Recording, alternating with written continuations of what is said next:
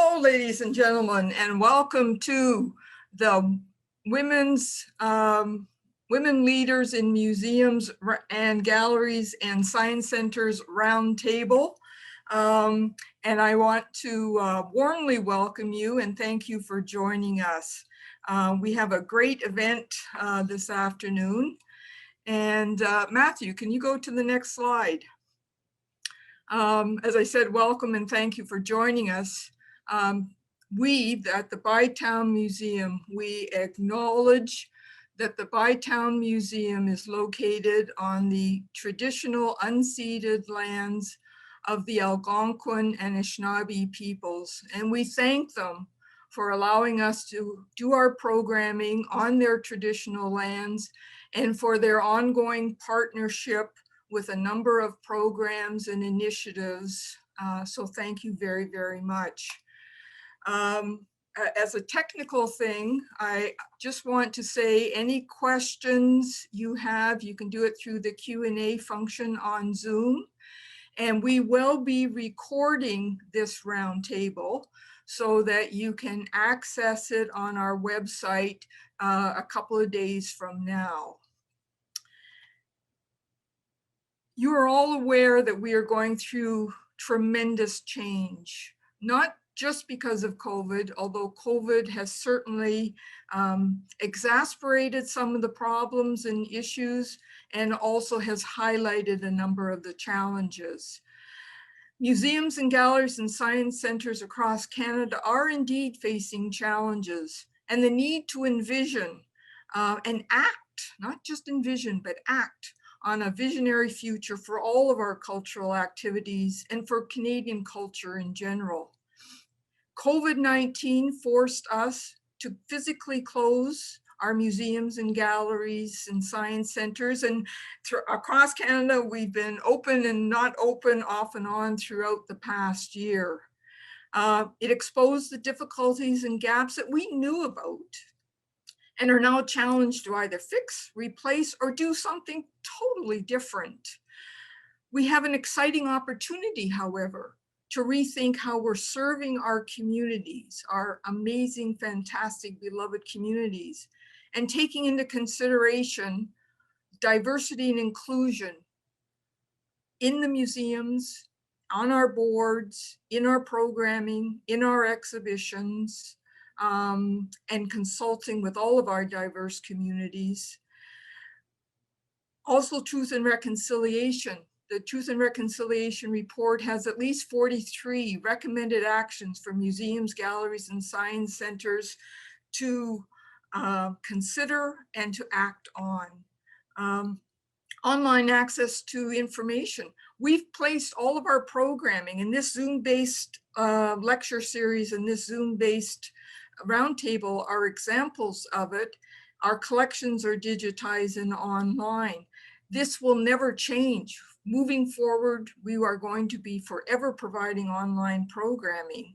It will be a balance between physical visits to museums and galleries and science centers and an ongoing offering of online programming. Technologies are affecting how we do our job and how we provide access to information to our communities and to the public. The global economy is critical.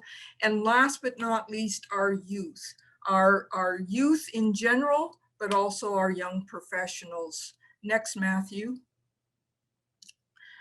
I want to thank our sponsor, Conway Litigation, and I want to introduce you to Marion Sandilands, our fantastic Vice President of the Board of Directors at the Bytown Museum. Marion, thank you for joining us. Thanks, Robin. So as Robin said, I'm actually wearing two hats today. First, as Vice President of the Museum Board of Directors, and secondly, as the representative of the sponsor today, Conway Litigation. I'll first put on my Vice President hat and just give you a quick welcome. Thank you for joining us, everyone, today. As Robin said, COVID has fundamentally altered the way the museum carries out its mission, but it's been so impressive the way the staff have pivoted, adapted, and innovated. And one of the results of that is this excellent virtual speaker series and the panel that we have today. So I'd like to thank the entire museum staff for their amazing work, from conception to execution. In fact, I got so excited about this event that I got my firm to sponsor. So I'll now put on my sponsor hat. I'm so proud that my firm, Conway Litigation, is sponsoring the event today. What a fantastic panel, and we're so proud to be part of it. Now, if you'd like to take a quick bathroom break, this is a good time. I'm going to give my spiel. We're a small law firm located in Ottawa. We serve a variety of clients, including public and nonprofit organizations. We handle litigation, obviously, but we also do what I think is more important, litigation prevention, and generally helping clients untangle complicated legal questions. Also, if you're not happy about something in the law, maybe you want to try to change or something, but you're not quite sure how to go about that, that's my favorite problem to take on. We're also small, which means we are friendly and we're flexible for our clients. And if any of this is of interest to you, feel free to reach out to me anytime. And with all of that said, I will not keep us any longer from the people we are here to see. So back to you, Robin. Thank you very, very much, Marion. And just as a quick before I go, Marion, as a woman leader in law, also is helping me with advocacy, not just sponsorship, but with advocacy and board recruitment and a number of other things. So you see, we're everywhere. Thank you, Marion. Matthew, the next slide, please. I have the distinct honor and pleasure of introducing you to our panel of esteemed colleagues. Now, before I introduce them individually, before their own individual presentations, I want to say about all of these women leaders that they are guiding their organizations through incredible change of their organizations and navigating through the changes in our society and at the government levels, et cetera.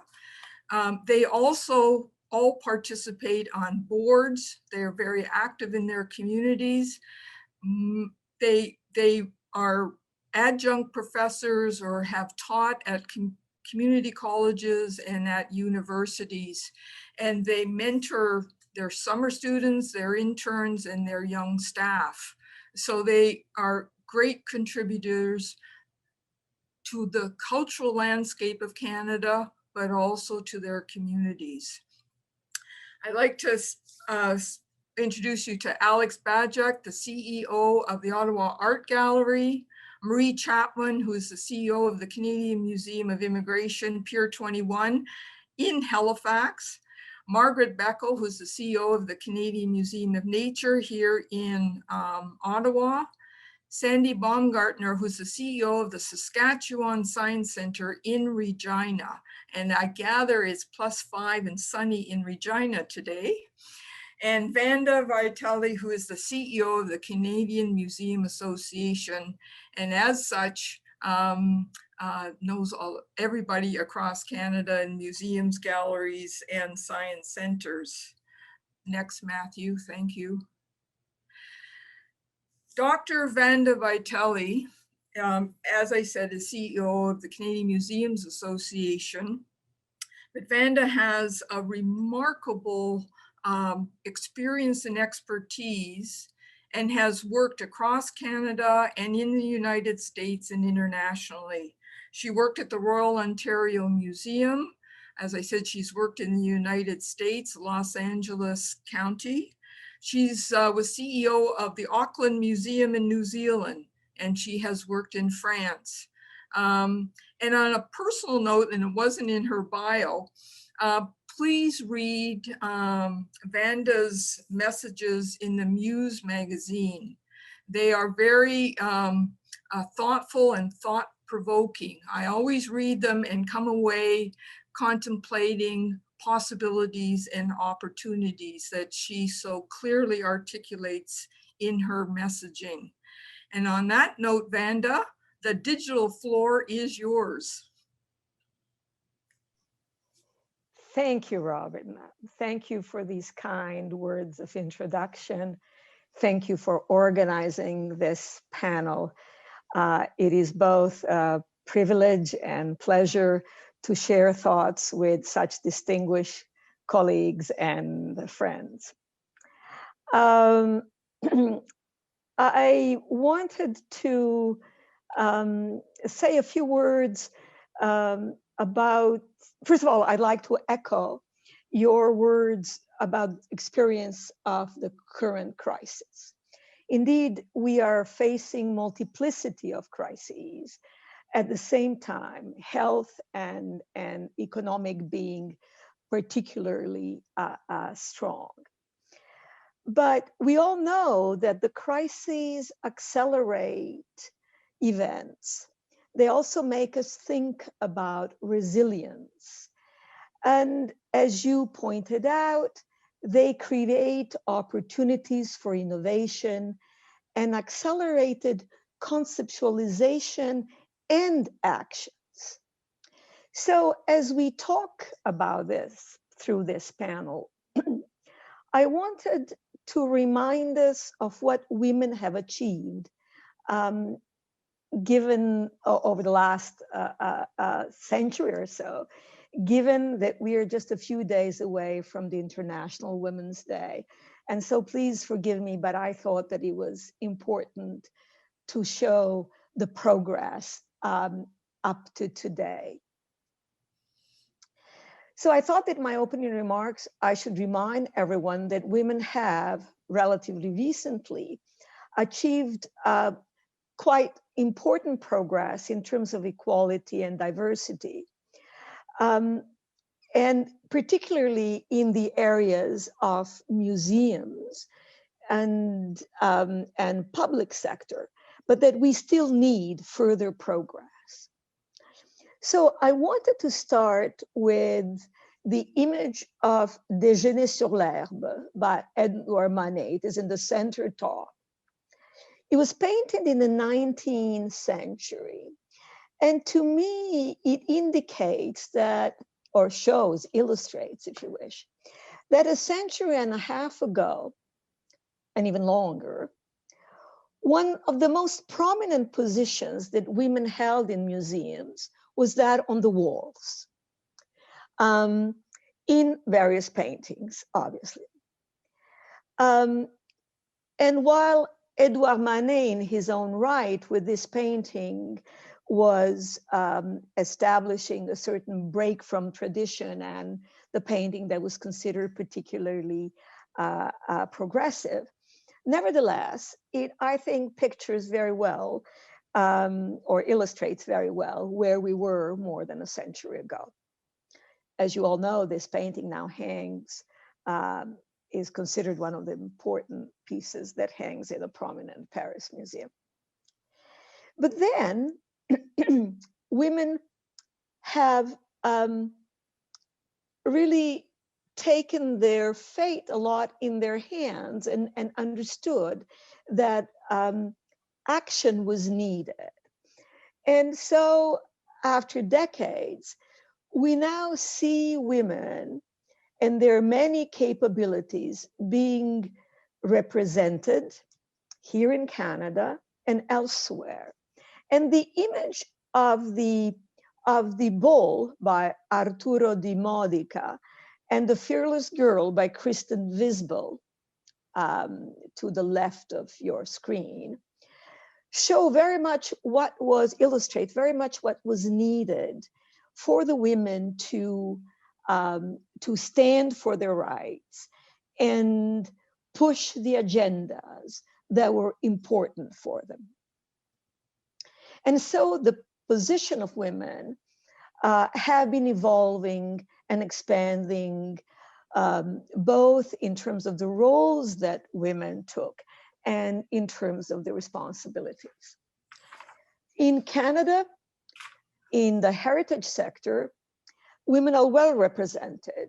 Some 70% of museum professionals in the heritage sector are women. And this recent statistics is not dissimilar to the public sector. However, I'm not sure that the wage gap issue is equal. It still does not need further analysis and further progress. So when we look today And now I'm inviting you to look at the image of the Obamas, both paintings from 2018, painting of President Obama by Kehinde Wiley and Madame Obama by Amy Sherald, now in the Smithsonian Museum, or belonging to Smithsonian Museum, indicates an apparent equality that women have achieved in the public sector. We can say that. But if we look at the private sector, we see that only about 3.5% of the COOs in the Toronto Stock Exchange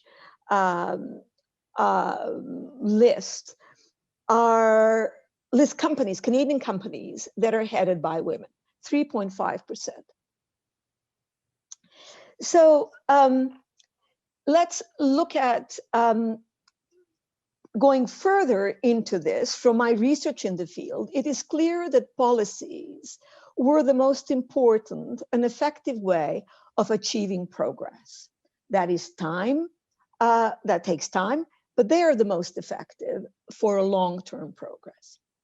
Also, the most effective have been women who incorporated a broader vision of feminism, like Ursula Franklin from the University of Toronto, who brought her pacifism and her scientific vision and understanding of systems to move our field forward. And then training and mentorship in the heritage area have also been important. However, today, and if you look at the study of fallen warriors, it's a study by Kent Monkman. This is here to remind us that further work is needed in advancing the inclusion of Indigenous and minority women.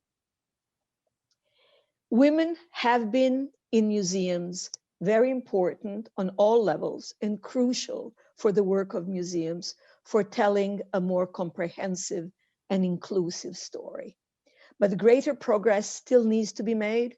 And I think that moving forward with well thought out and comprehensive policies during these particularly pandemic times will bring us closer to where we need to be. Thank you. Thank you, Vanda. That's excellent, and will be good thoughts for our group discussion and for questions from the audience. Matthew, may I ask you to go to the next slide? It is really my pleasure to introduce you to Alex Babjak, the CEO of the Ottawa Art Gallery. Alex has a master's in education and is an adjunct professor at the University of Ottawa. She has been CEO of the Ottawa Art Gallery for over 10 years now, and in a time of tremendous change, and not just because of COVID. It is, she led her team to the rebuilding of the Ottawa Art Gallery, i.e. a brand new, amazing building. Please go and visit it. But it was very complex and complicated, navigating 3 levels of government of funding and requirements, but and working with her board for a $6 million fundraising campaign.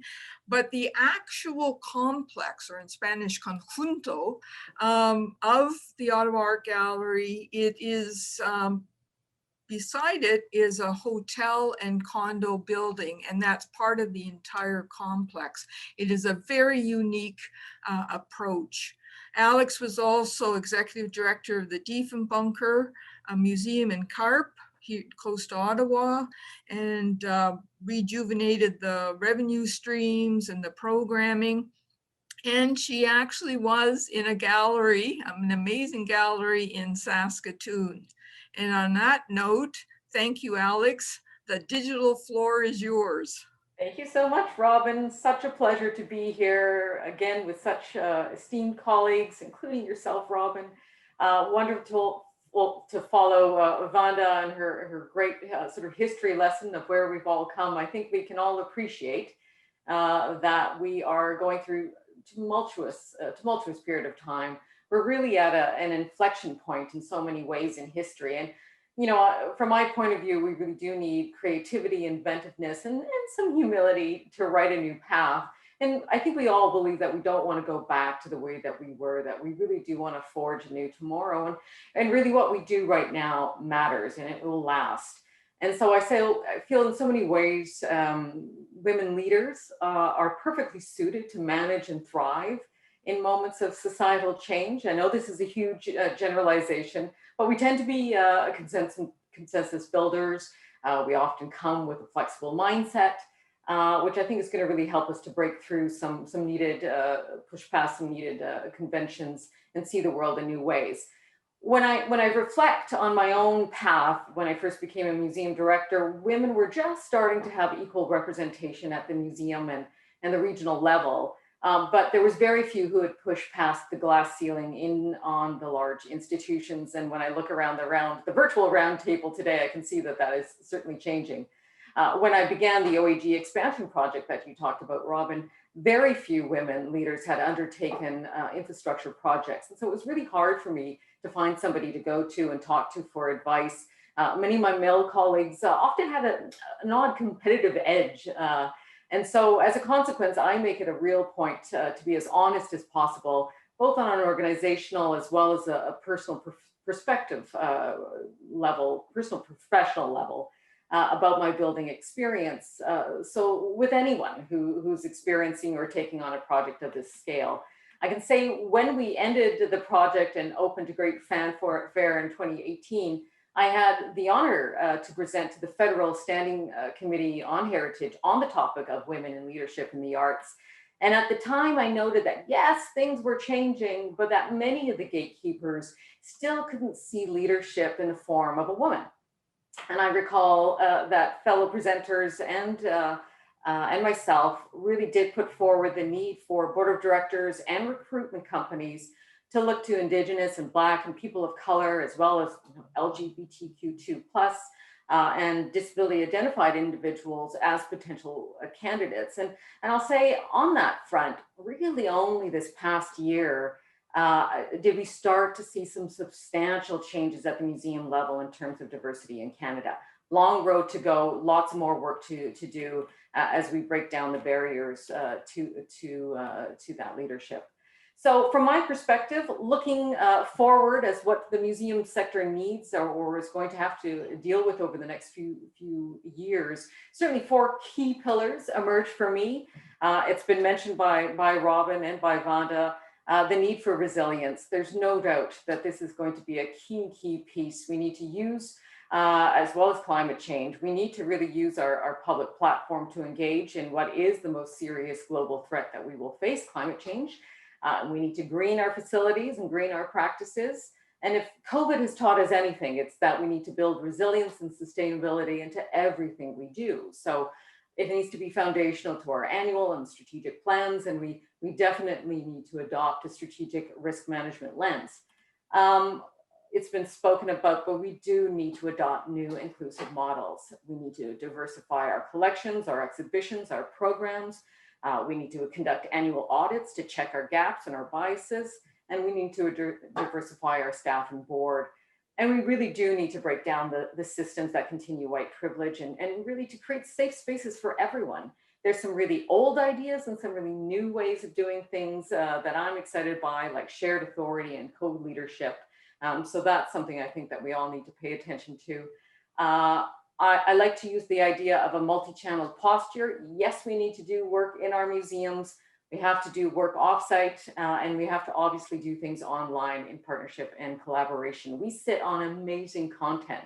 We need to become better storytellers. We need to build a capacity to do so, to compete worldwide, and to really find our niche online. People are hungry for authenticity and trusted content, and we really do need to deliver that digitally. I mean, COVID showed us that we can do that, that we can pivot quickly. I think we took 6 months, what was anticipated as probably a 5-year project in terms of digital adoption in our sector.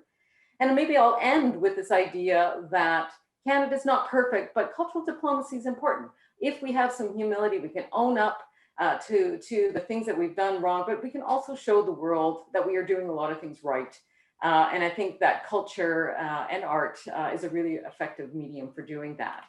In closing, the Museum of the 21st Century is different from that of its previous iterations, in that fundamentally it needs to recognize it's not a neutral agent, and that centering dialogue as a key mission is as important as presenting and preservation of object.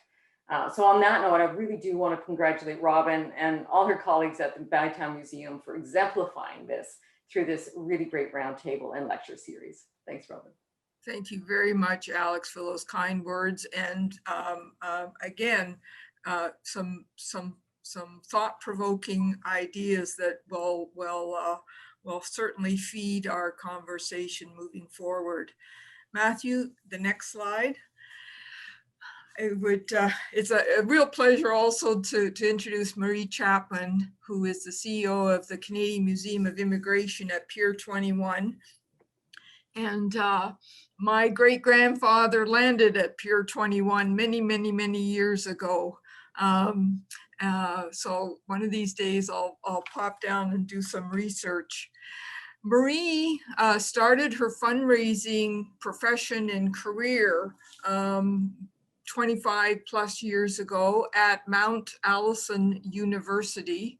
And she has been in various and sundry top capacities at Pier 21. She was director of marketing and involved with their $9 million fundraising campaign to open the doors of Pier 21. She has served as chief operating officer.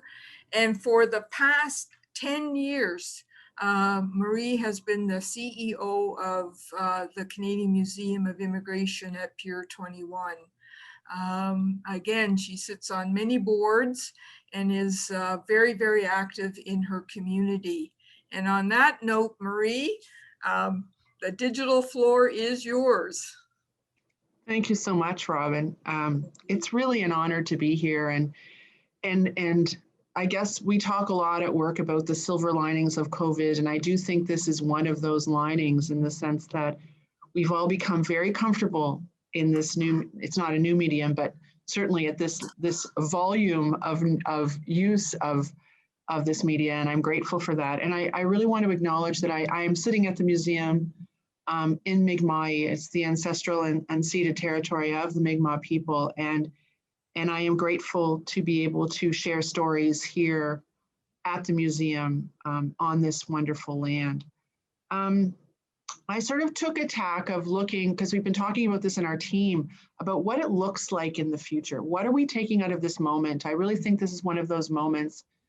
Joe Schlesinger used to talk about Pier 21 being a moment in time in an hourglass where everything came together and then people changed. It was a change in direction. It was a moment we will all remember together, and then we change. And so what are we going to take from that? Where are we headed?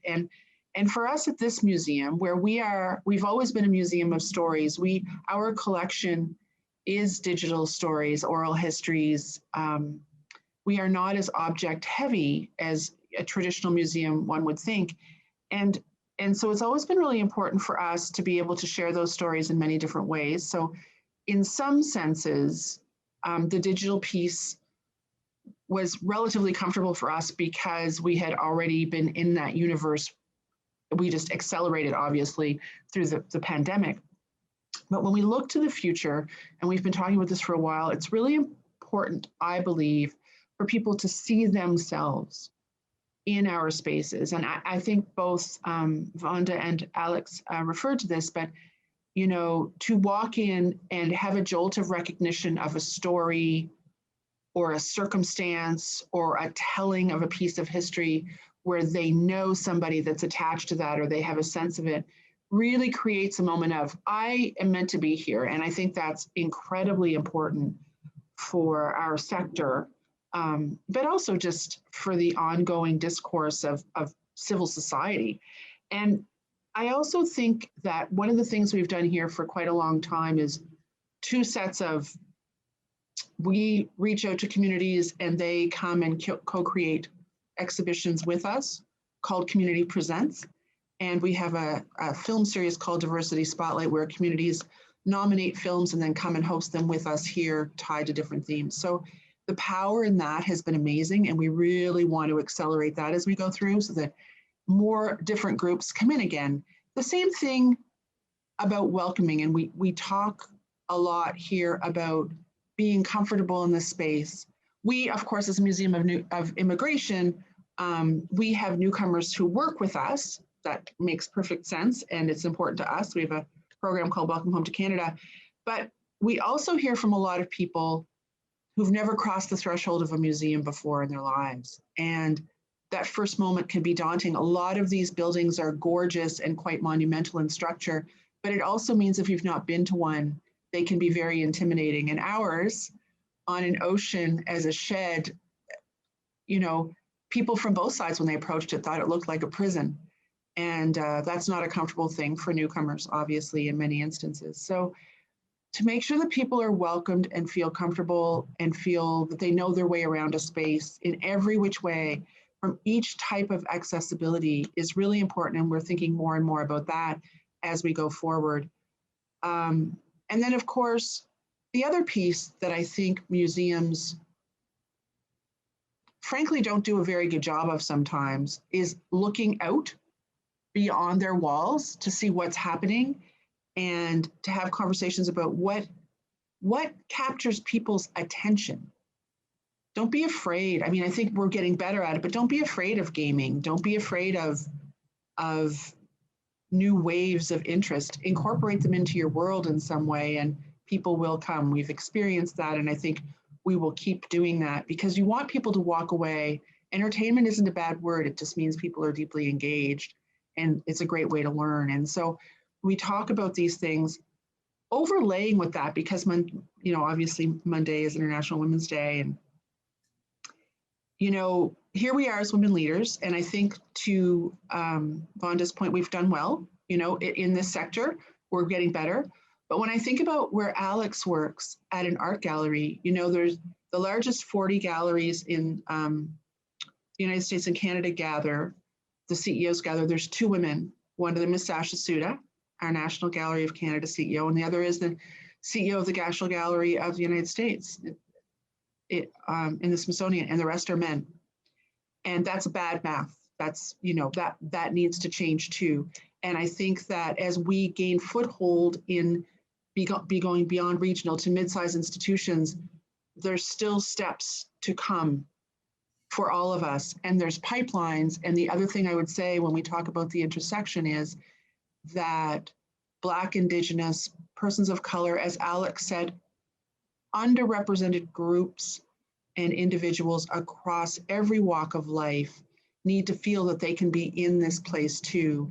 And I think it's really important for us from the time of a museum school right away through that we become and are more welcoming of that diversity, not just to attract it, not just to attract people who sound different and have different perspectives, but to make them feel welcome so they'll stay and feel productive. Because I think what we've seen in the past year is sometimes when you feel like you're the only person in the room, it's incredibly difficult and you do feel like you're not heard. And I think we need to be better at using both of our ears as we move forward in that way to have more diverse perspectives and diverse people feel truly at home in our workplaces. And I'm excited for that because we've learned here, the more perspective you have on an exhibit or our new building that, you know, our expansion we did, the better it is for everybody, because it does get back to that first thing of people seeing themselves reflected. And I think that's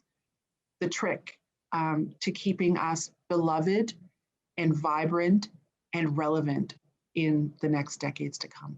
So thank you. Thank you very, very much, Marie. Excellent. Wow, actually.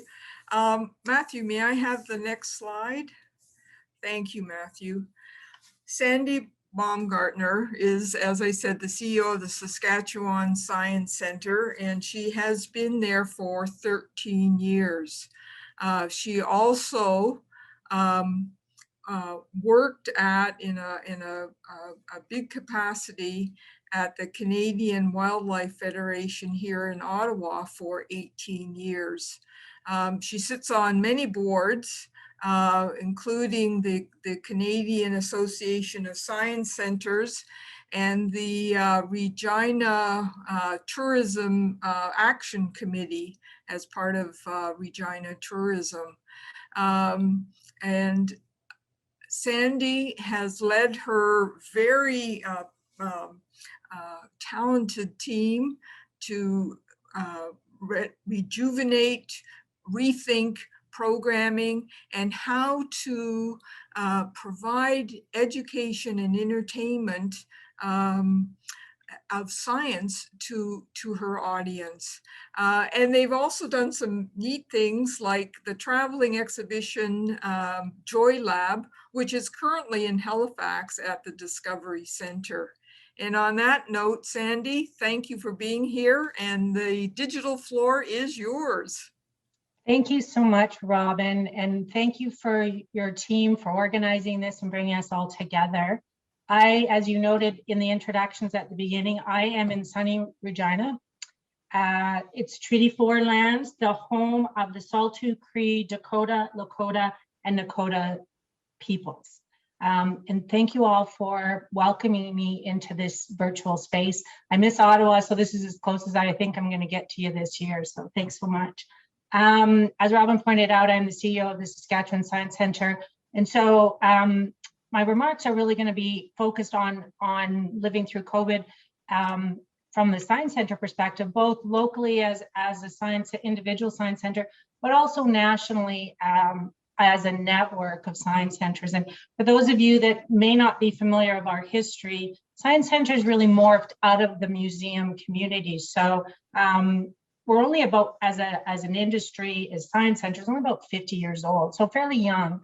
But as a young organization, we still went through many of the trials and tribulations and still are going through those, of that engagement of women in leadership roles. I'm happy to tell you, though, at the close to 50 science centers in this country, the majority of the leaders are women. And so I think that there's some encouraging signs coming out of our sector. I put my remarks together based around 3 words: relevance, resilience, and reinvent. And we've heard those themes evolving already this afternoon. As a small and young industry, the Science Center community has struggled about relevance in our community. Are we that nice place to go on a Sunday afternoon with the kids? Are we educators? Are we providing entertainment? We have diverse audiences, and we've got a number of roles that we play in our communities.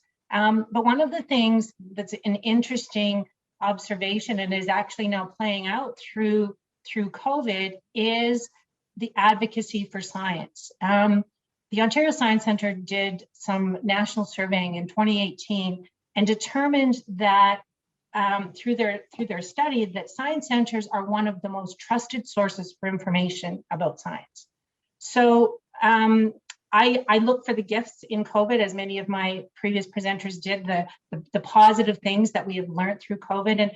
And one of the gifts that has been given to science centers through this last year is becoming that voice for science and being that trusted source for science.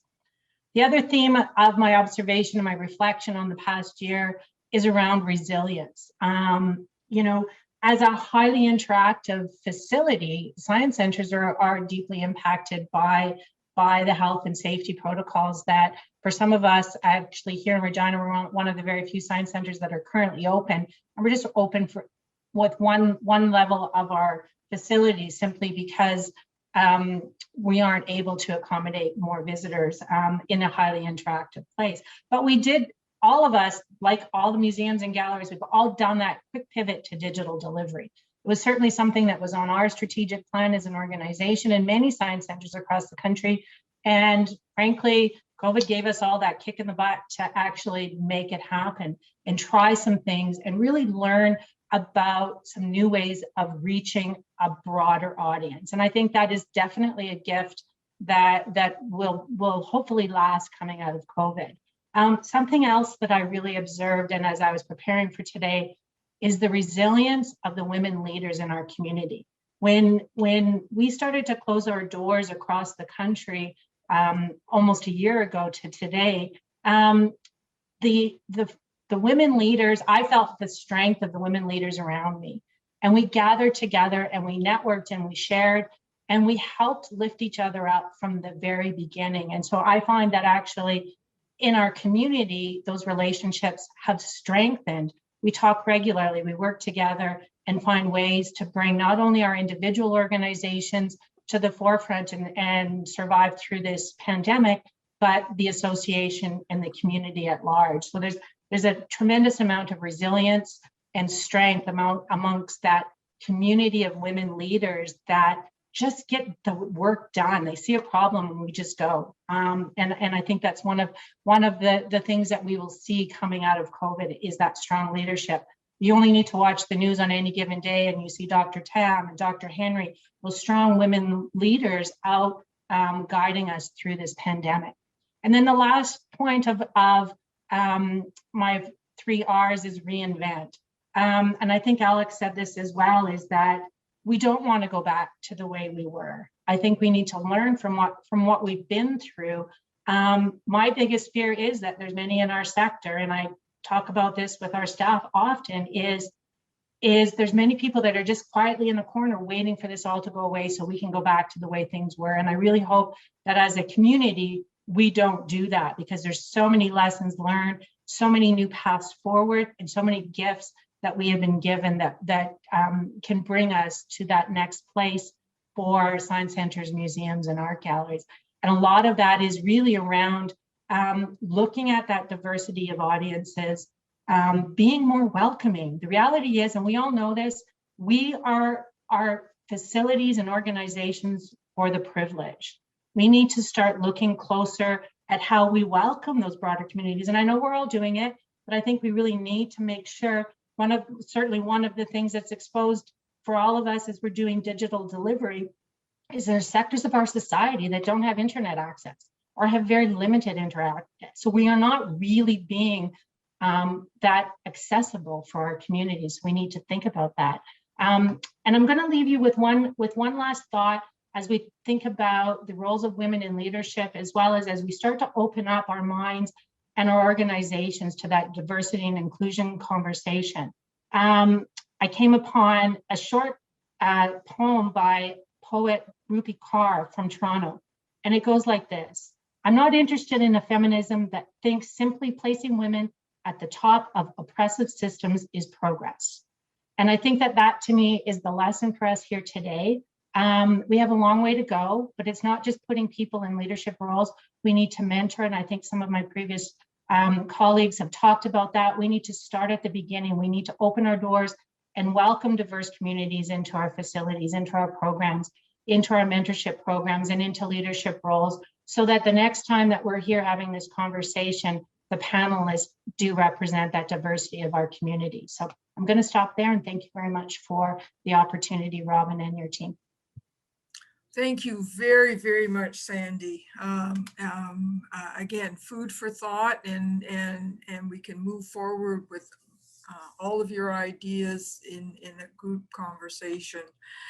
Matthew, may I have the next slide? Margaret Beck. Meg has been CEO of the Canadian Museum of Nature for 10 years and still going strong. Her team is a group of passionate, talented professionals, and they have also totally revamped their programming. They have worked very hard at a reorganization. They bring in not only blockbuster exhibitions, which all of us enjoy and learn from, but also work with a number of colleague museums and organizations to share educational opportunities on science and natural history. Meg also worked at the University of Waterloo as VP of External Relations, and that was one of my alma maters, but she was also Chief Operating Officer at the Royal Ontario Museum. And so on that note, thank you, Meg, and the digital floor is yours. Thank you for being here. Thank you so much, Robin. And of course, thanks to my colleagues for sharing their insights and experience. One of the core values at the Canadian Museum of Nature is continuous learning.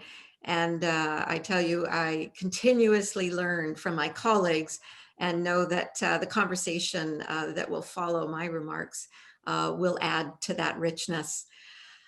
So I thought I'd focus my remarks on the issues that we're facing and how they are really presenting both an opportunity and an obligation for our institutions and for us as women leaders.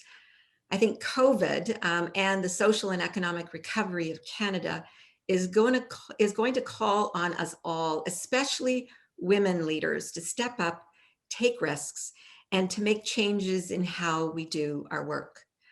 I think one of our opportunities is to step up and play an even more vital role within our subject matter space, so that we recognize that by adapting our approach, we'll be able to inspire understanding and respect for both our cultural and our natural heritage in a much more meaningful and relevant way.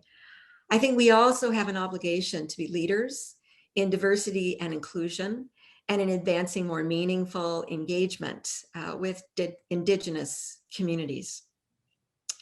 So COVID has increased people's awareness of science and increased the value placed on trusted and reliable sources of scientific knowledge, something that Sandy raised as it relates to both science centers and to natural history museums.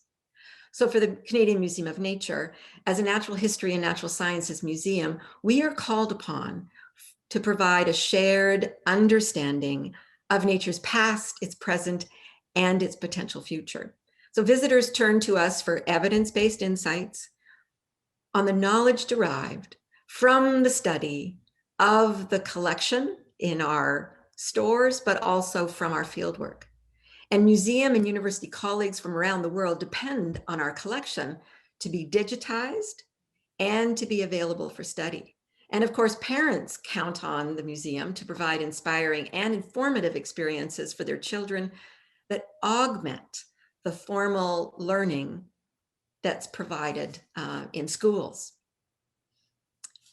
COVID has changed how we engage with our publics, but also how we work as an employer.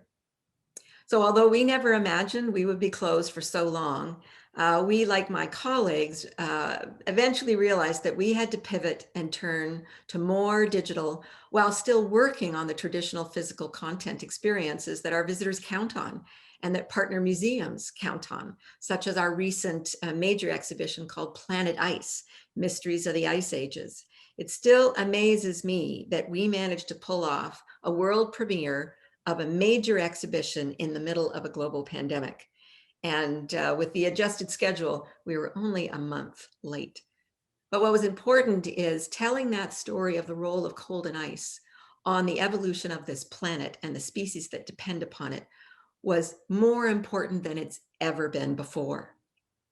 Our scientists were the quickest to adapt to digital, sharing knowledge with the world through Teams and Zoom and other platforms that allowed them to continue to share their scientific knowledge and insights about whatever their subject matter expertise was, but especially about the role of science in the world.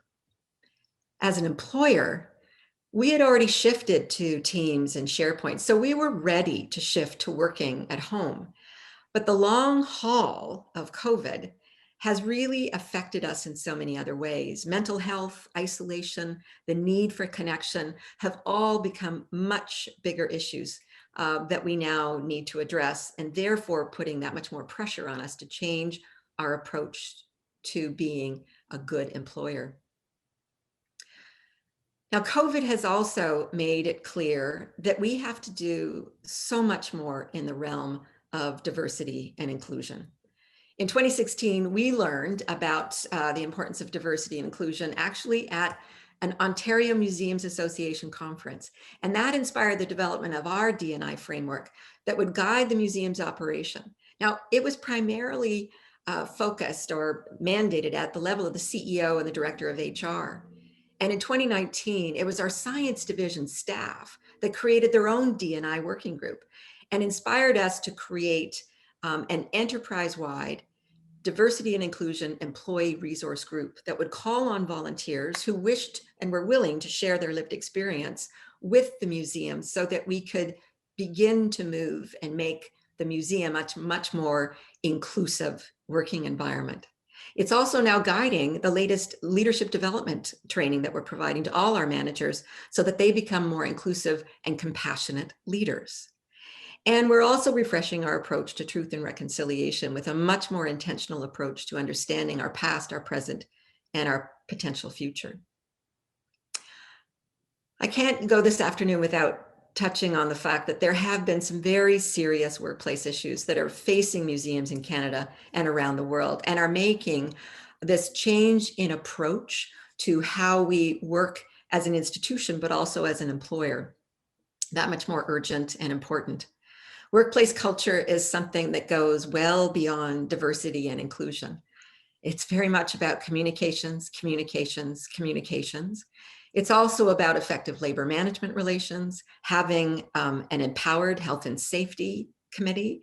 It's about respectful and transparent collective bargaining, grievance management, making sure that we respect the terms of our harassment and discrimination policies, training our managers, being accountable to the board, accountable to our staff, also accountable to each other through open and honest performance management. So given the opportunity and obligation that our institutions face as both sharers of knowledge, but also employers of people, what's next for museums in society? Well, there are 4 pillars that I want to close mentioning. We all need to consider what our role is as an institution, locally, nationally, and globally, especially coming out of this global pandemic. We're going to need to focus our efforts to be much more impactful and relevant. And I think my colleagues have shared with all of us this afternoon the reality that digital and virtual is part of our future and should be part of our future so that we continue to reach that many more people. We need to communicate openly and honestly about our work, our role, and our limits. And then finally, we need to be ambitious and aspirational to ensure that our staff and our volunteers, our donors, and all of our stakeholders, and all those who have a stake in the stories that we tell or that we should be telling and want to be part of our journey into the future. So COVID has presented many opportunities, but also many obligations that I think we all recognize we need to embrace and see them as opportunities to change how we do what we do, because the mandates and missions that we fulfill are more important now than they ever have been. Thank you.